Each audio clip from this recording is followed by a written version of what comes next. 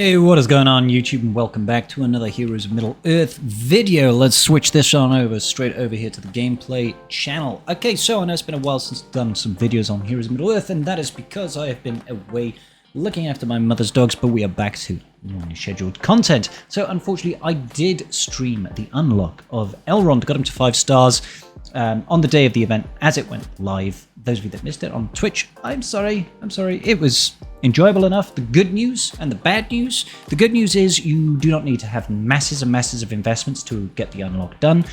You know, sort of Gear 5, Gear 6 characters. You don't even need to invest in 5 elves. You need to have them at 5 stars, but you don't necessarily need to gear and level them all up. Pretty straightforward event. The 5-star unlock very easy, and Elrond is perfectly viable at 5 stars. But what I wanted to discuss with you guys today was, is it worth it? Was it worth spending money in order to unlock Elrond? What has it done for my account, and can I recommend it for future potential legendary unlocks? No. Elrond is great. The elf faction, phenomenal. Really, really good. Very, very powerful. However, it is definitely not worth, in my opinion, it is not worth the investment to get these guys straight away unless you are somebody that has that disposable income readily available and you do not mind paying above and beyond the odds to get it early. Okay? Granted, I did not put 7 stars. The cost to get a 7-star Elrond unlock is well over $1,000. Well over $1,000. So if you really wanted to push that far, it would be a very expensive endeavor for you. I cannot in good conscience recommend anybody do that. Unless you do have, you know, if you can sneeze and $1,000 does not affect your bottom line, absolutely go for it. The characters are very powerful. The problem is, in the current state of the game right now, in order to properly benefit from a team like the Elf faction here, the Rivendell faction, is that much of their power is gated behind high-level abilities and lots of gear.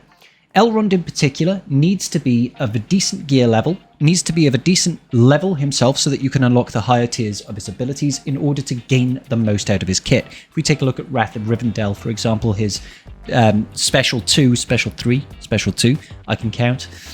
It does great damage. But the real benefit comes at sort of tier 5 and tier 6, where you can see the stamina charge begins at 6. That means that you can instead get this ability on his 2nd turn instead of his 3rd turn. Extra damage, extra slow duration. The same thing can be said of Villiers Light. This is the one where he can heal. Being able to get this up to the 6-star means that you can use this every other turn if none of your elves are dead, which means you can keep that team survivable. And that's the real benefit of the Elfen faction. The Rivendell team has very good sustain. You just need to be able to outlast the incoming damage from your opponents until you start killing off their units. Once you've killed off one of their characters, typically you can just start to build momentum. There's a lot of passive healing in the Rivendell team, but you need to be able to survive to that point. They don't have boatloads and boatloads of damage, and certainly not boatloads of area of effect damage. So having the higher tiers of the abilities is absolutely pivotal to their success. And that's where the second problem comes in. Gold. No, I do not have 25,250 energy right now, obviously. That's actually just a visual bug. I have got 25,000 gold because I spent all of it on trying to maximize my elves, and I still can't get the full use out of them. I'm still restrained by that gold count. I'm trying to get my Elrond to gear 8. I'm missing out on some of the gear, but even his abilities I haven't been able to get to level 4 and 5 across the board, or even 6 in the areas that I want to, because I simply do not have the gold. Sure, I need to be one more level in order to unlock his leadership to level 5, but look, I don't even have the 30,000 to upgrade this to level 4. Not that I think his basic is the greatest attack, but it's stuff like this that really, really hold me back. Even his House Eternal ability over here, 60,000 just to go to level 4, which would make a huge benefit. Extra 25% chance to passively provide counterattack every single time he takes a turn. That's really, really useful. The extra 2% healing every single time an elf takes a turn, super, super useful.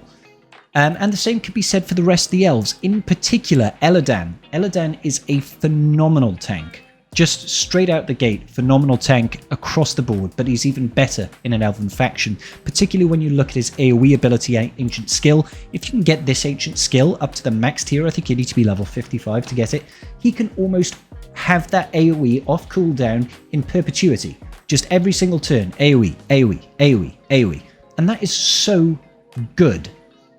But to get to that point, you need so much gold. It's not even the ability materials that are holding me back. As you can see, I've still got 130 of these rare ability materials. It's just the gold that's holding me back. So when I look at it and I think about how much I paid personally in order to get Elrond unlocked, granted, I did pay to get both of the marquee events up to 5 stars. That was about $100 a piece, so there's 200 there. And I think I bought another vault on top of that. So maybe $300 in total. And how has it benefited my account? Now, going through the campaign missions, the light side campaigns, it has been an absolute breeze. I haven't even bothered going through most of it. I think I managed to go through all of the hard nodes of Chapter 4, and I could basically just put it on auto. And I'm sure that if I were to continue and go through Chapter 5, start doing the abilities there, and even go into the hard mode there, at my Gear 6, Gear 7 sort of stage, I'm pretty certain that I could clear through all of this without too much to worry about, and then do the hard nodes as well. So that's useful and everything, but given the amount that I sacrificed in order to get there, I'm not sure if that's worth it in that respect. In Arena, because I hadn't been able to fully invest in my Arena team until I got these Elven teams, I put everything on hold. I'm in a day 1 shard, by the way. So I'm actually behind a lot of people because they had, I think it was a week or a 2-week head start on me. I didn't play the beta, so I just came in on official hard release to the public. So I've got, what is it, a 16,000 power elf team right now, something like that. 15,005, not even 16,000. I think I actually take out Lomion at the moment and use Ironhide for a bit of extra damage.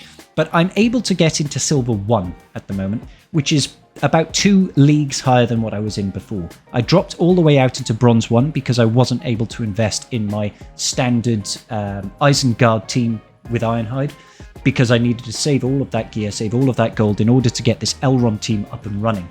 So I've managed to jump up a couple of leagues there, which is giving me a net gain of, 50 crystals or something more. Not even that. And some of the extra rewards here. As time goes on, as I get these elves leveled up even further and the abilities unlocked, I think it probably has a higher ceiling, but the time to the return on my investment is going to be a long way away. So I can't in good conscience actually recommend many people actually push for it if you can see future investments paying off in the same sort of way with future legendary events. Now obviously these were gated by the marquees. You had to get at least one of them if you wanted to get the unlock of Elrond. So that means straight out the gate it's at least £100. If you want to have the better team, let's face it, you really do want to have both Arwen and Elladan in your team to really fully get the use out of this Elfin squad. But, that's a lot of money. That's a lot of money, and even less can I recommend going all the way for the full 7-star unlock. Now, if we take that in the context of what we're hearing about the new raids coming on, that does bring up another issue. And what am I talking about when I say there's additional issues when it comes to the new raids that they announced? So, obviously we knew raids are coming, and they're coming soon. What we didn't know is that from this image here, it looks like there is going to be restricted use on which units you get to use. I don't know if these are going to be the actual units, I doubt it, but you never know. It seems like we're going to get several chapters that get rolled out slowly, and you deal damage to it. It's very similar to raiding in the new raiding format in Galaxy of Heroes, in so much as you've got a personal track, you could take in attempts, you've got to lock in your attempts to get rewards, you get rewards for the guild and rewards for yourself. But restricting the units means that the way the game currently is, unless you've already invested heavily into the characters that are requirements for this, then you're going to have to make that very difficult choice of, do I invest in teams for raiding to improve my performance here, or do I invest and maintain my arena rank, which is where all the gems are? And honestly, I think that's going to be a very hard decision for many people. Everybody that has just wailed to get Elrond right now is probably thinking, gee, I really hope that I can use Elrond in at least one of these chapters to get some rewards, because otherwise maybe I don't have any investment in, I think it's Wilfwin over here. Maybe I don't have much investment in Perry, or I can't remember the name of this goblin.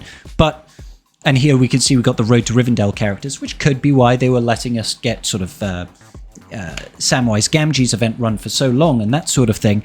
But it raises some very genuine concerns to me. Yes, you can get a piddling amount of gold for this. Obviously, I don't want to comment too much on these personal rewards because we can't see the guild rewards. We have no frame of reference for how much this is, that sort of thing, how much we get to how much reward benefits we get in total. Until we see the full stack, I can't really comment on this, but I am very concerned. If this is the way that CG is going to reward players who have whaled early on characters, I can't see many people wanting to maintain that level of expenditure just to be encouraged to whale in other areas of the game, right? So say you've got Elrond coming out, he's pretty good. You'll get relative levels of success for him if you get him unlocked at 5 stars. Really good levels of success if you manage to get him to 7 stars and then still somehow have all the gold, all the resources, all the ability mats in order to get him to like Gear 8, max out the abilities and max out his levels and his entire team. But then you will be still getting no benefit from the raid because we want you to invest in whole other teams elsewhere. Otherwise, you're not going to be getting rewards from the raid. So you better start whaling on these characters instead. I'm not sure I'm down for that. I'm not sure if I'm down for that 100%, to be honest with you. Now, I appreciate this game is still maturing, still developing, but this, for me, is a bit of an early warning about what levels of greed can we expect from CG in this respect. I know they're trying to build out, they're trying to reward players from having a more broader roster, but I feel like this is really disincentivizing sort of Dolphin's low spenders, small to medium spenders from actually investing in the brand new legendary characters if they cannot use the supposed legendary characters in brand new game modes. You know, if it's restricted to just Arena, and Arena is very useful, it's where you get the lion's share of your gems, it's still a little bit disheartening if we cannot actually use them as new content, you know, and you're just encouraged to invest in other characters in other areas and other teams, otherwise you'll start missing out. I don't know. What are your thoughts, guys? Let me know in the comment section down below. Are you a little bit concerned about these raid changes? Are you worried that they are not properly rewarding whales? Do you feel like they are spreading us too thin with these releases? Who knows? I'm still going to be covering the content, still going to be finding it out, just having a casual chat with you guys about my thoughts on the Elrond event and the future of the game. Alright guys, until the next video, peace out and big love.